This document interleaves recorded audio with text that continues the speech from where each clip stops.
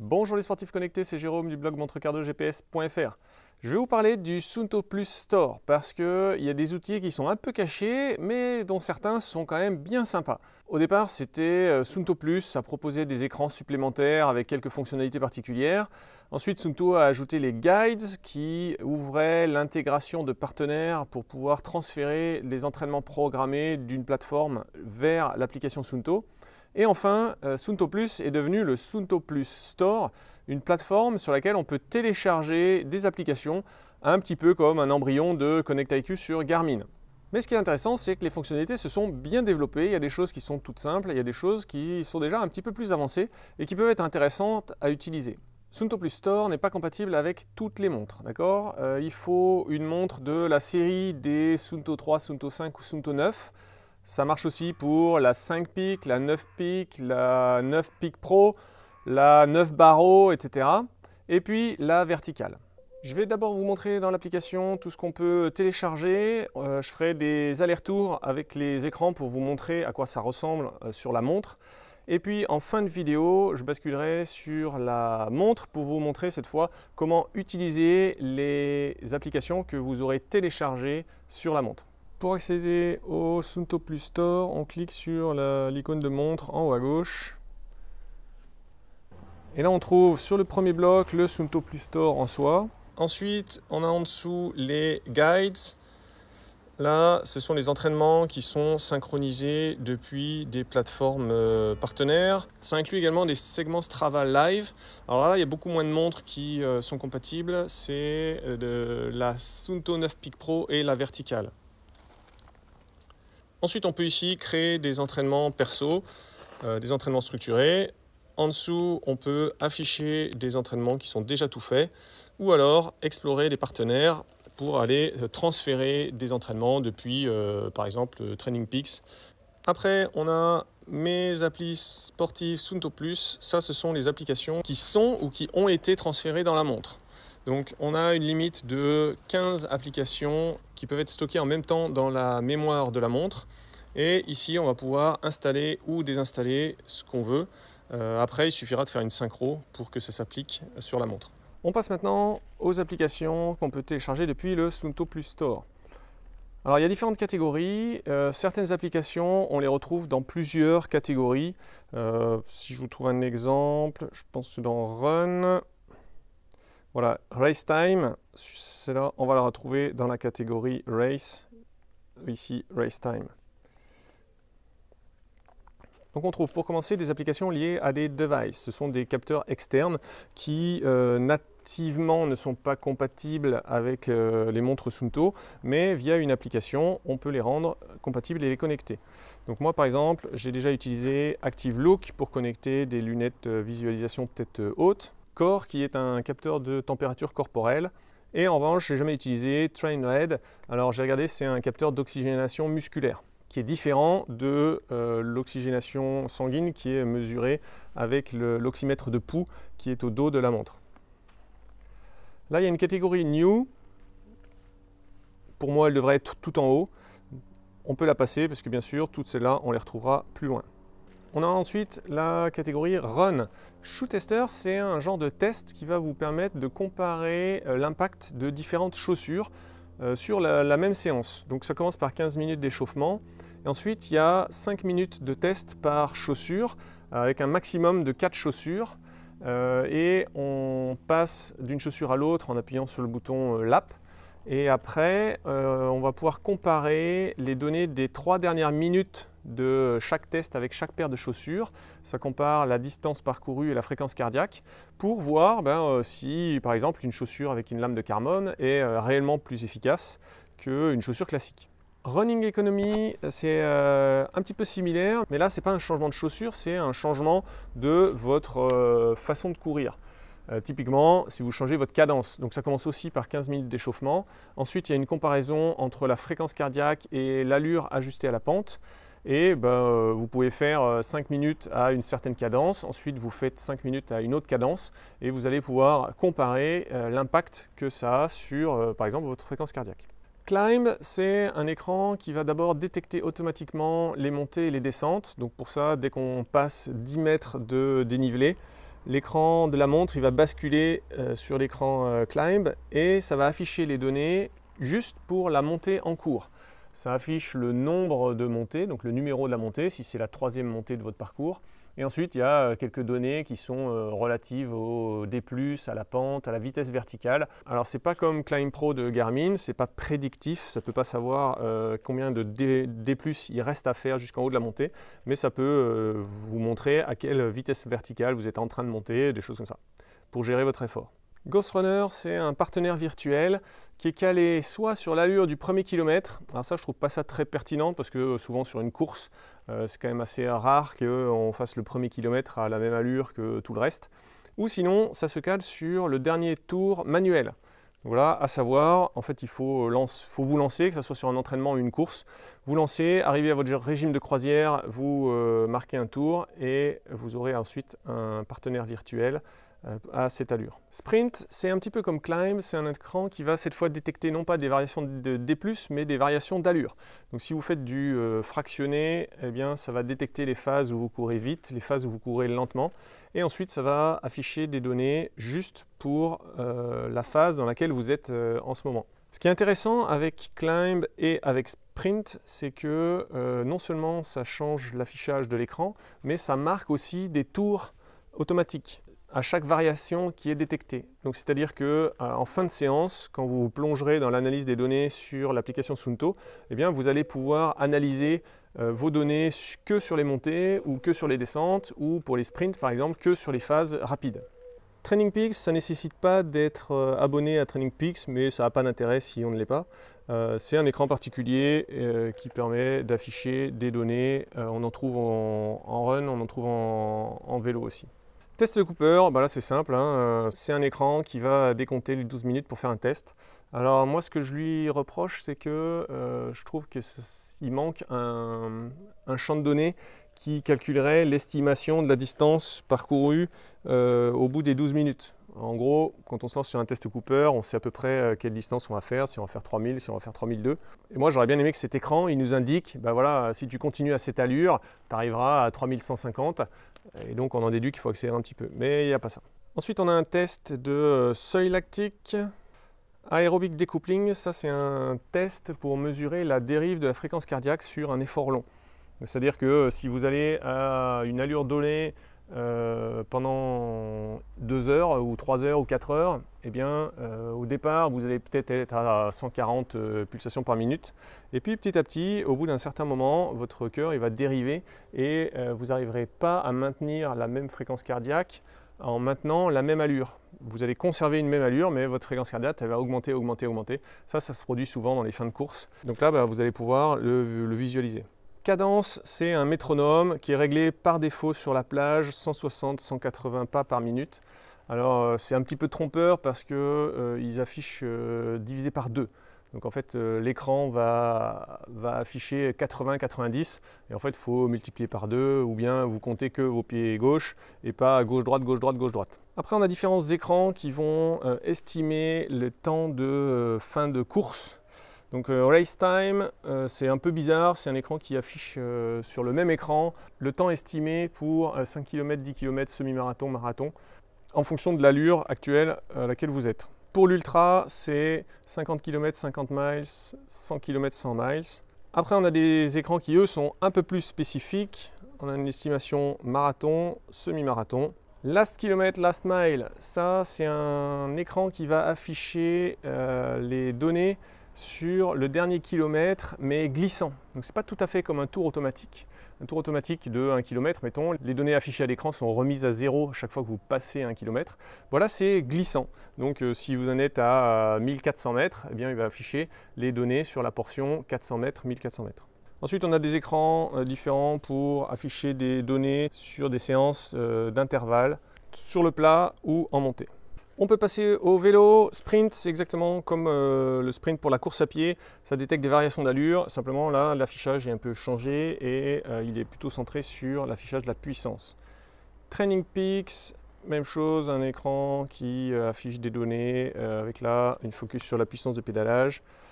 Au lieu d'un test Cooper, ici, on a un test FTP. On retrouve l'aérobic découpling. et les intervalles manuels. Race. Alors Race, on retrouve le Ghost Runner que j'ai déjà présenté dans la partie Run, les estimations de temps de course. Ensuite, là, je passe les sports d'eau. On en parlera dans Water Sport, qui est la prochaine catégorie. Les estimateurs de temps de course, j'en ai déjà parlé. Swimrun. Alors swimrun et duathlon, moi je ne les aurais pas placés dans race, j'aurais créé une catégorie multisport à part. Enfin bon. Swimrun, là aussi, 2 écrans différents, un pour la course, un pour la natation, et avec une transition automatique.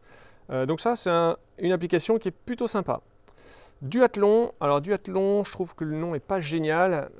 Duathlon, on pense bien à vélo, course à pied, mais en fait ça fait plus et c'est plutôt du run and bike. C'est un peu comme le swimrun, 2 écrans différents, un écran pour la course, un écran pour le vélo, avec une transition automatique qui fait que la montre détecte automatiquement sur quel sport vous êtes et fait une transition automatique.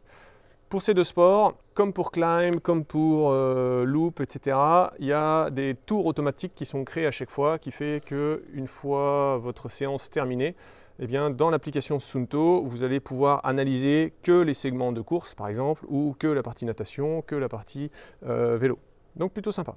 Tous les blocs avec un petit icône jaune en bas, là, c'est des courses. Et en fait, c'est des plans de course. Il faut tomber sur une course qui est déjà enregistrée. Il n'y en a pas tant que ça.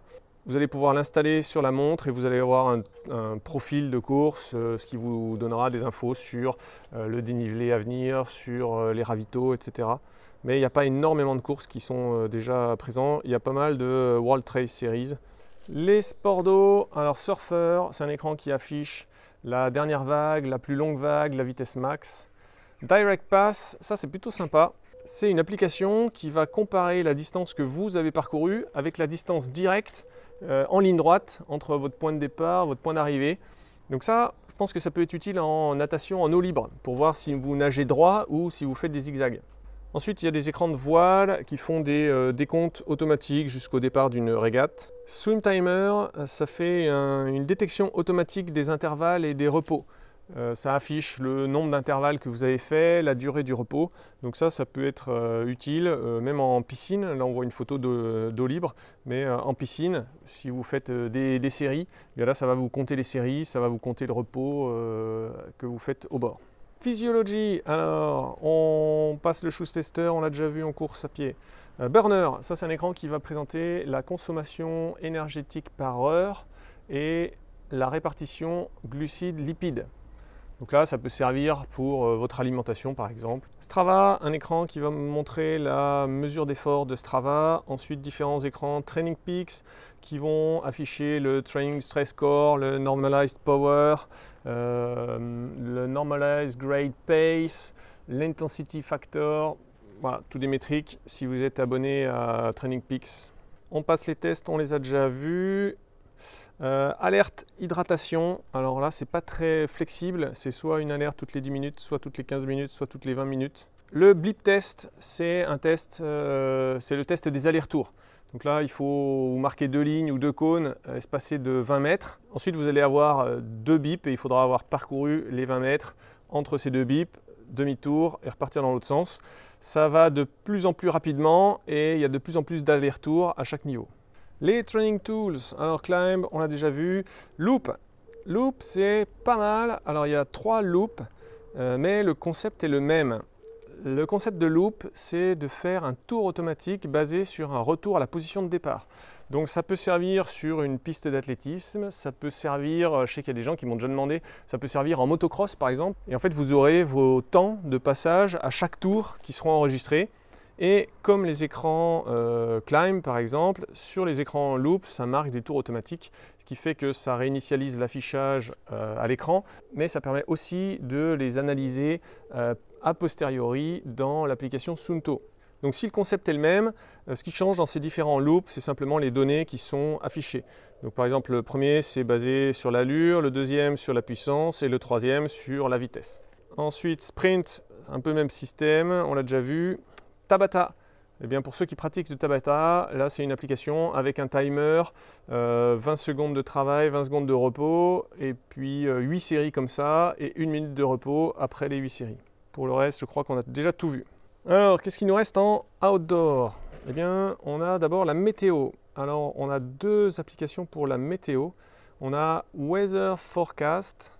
Ça, c'est les prévisions météo qui sont synchronisées dans le smartphone. On y trouve la température, la vitesse du vent, etc. Et il y a un autre écran ici qui est Weather. Ça, c'est la météo tirée des capteurs de la montre. Donc la pression atmosphérique et la température, l'heure de coucher du soleil.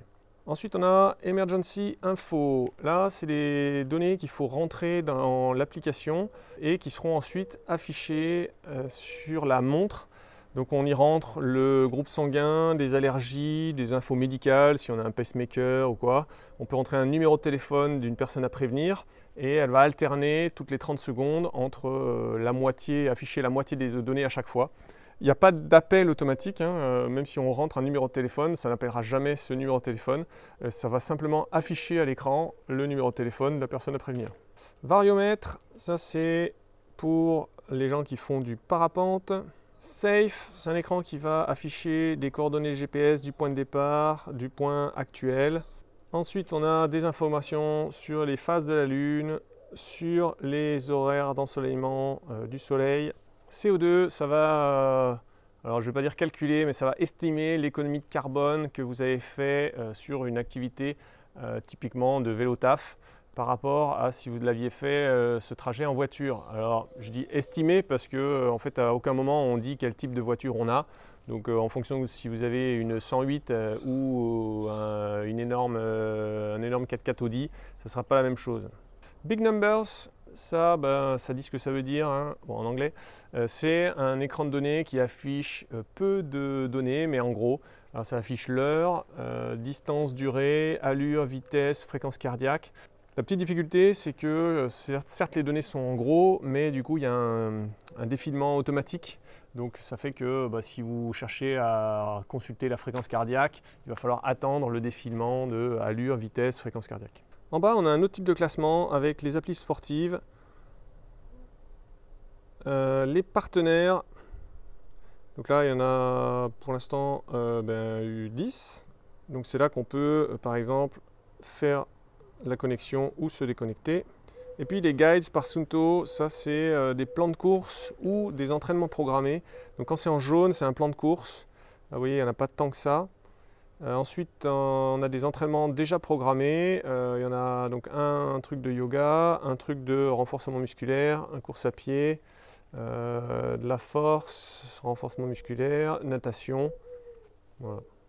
Maintenant, comment ça se passe sur la montre? On va choisir un profil sportif. On peut utiliser des applications sur n'importe quel profil sportif. Pendant le GPS fixe, on descend ici sur Suunto Plus. On va pouvoir choisir d'activer ou désactiver les applications qu'on veut. Donc là, par exemple, on va retirer le marathon estimator et on va mettre les heures de soleil et Big Numbers. On est limité à 2 applications par séance. Donc quel que soit le profil sportif, on ne peut activer que 1 ou 2 applications. Une fois qu'on aura fini la séance, si on refait une séance, les choix de la précédente séance seront conservés en mémoire. Donc ça, c'est une évolution qu'a fait Suunto. C'était une limite qui existait au départ et Suunto a écouté les retours. Donc par exemple, si en trail, vous utilisez toujours l'écran Safe et l'écran Sun, eh bien, lorsque vous reviendrez, vous n'aurez pas à chaque fois à sélectionner les 2 écrans, mais ils seront conservés en mémoire, donc vous n'aurez pas besoin de revenir ici. Vous pourrez aller directement attendre le GPS fixe et partir. Bon voilà, ça fait une grosse vidéo. Vous pouvez mettre un j'aime sur cette vidéo ou vous abonner à la chaîne pour pouvoir y revenir, la retrouver plus facilement. Ça fait longtemps que je l'avais en tête.